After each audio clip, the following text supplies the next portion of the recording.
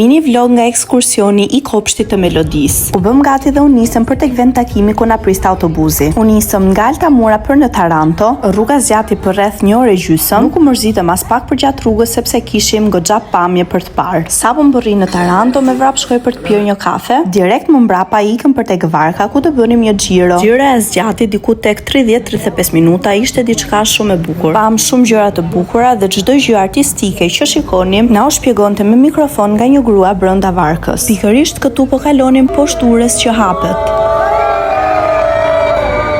Hapja e kësaj ure bën të mundur kalimin e anijeve militare. Pam edhe në ndetëset, por nuk e mbaj mend se sa ishin në total. Kjo ura ishte super gjigante dhe më kujtoi sapo e pash urën e Bosforit që ndodhet në Turqi. Më besoni kur ju them që u mahnita nga madhësia dhe bukuria e kësaj ure. Është e gjatë 1909 metra. Me pak fjalë është një qytet shumë i bukur. Pas xhiros me varg shkuam tek Villa Peripato, një park gjigant ku pushuam edhe hëngrëm edhe drekën tonë. Parku kishte këtë çatërvan ku ishte plot e përplot me breshka, plus edhe shumë lodra për fëmijët. Pas ndalesës, fëmijët duhet të shkonin tek muzeu me mësueset, por Melodia nuk donte të shkonte, kështu që qëndroi me mua. Të gjithë prindërit ishin të lirë në këto momente nga fëmijët, kështu që secili vendosi të shkonte ku të donte, po ashtu edhe unë. Doj që kjo ishte një eksperiencë shumë e bukur për të bërë me fëmijët, sepse do mbetet në kujtimet e fëmijëve, por edhe të prindërve gjithashtu. Erdhi momenti që ne të kthehemi në shtëpi. Nëse juve ju ka pëlqyer videoja, bëni like edhe më ndiqni.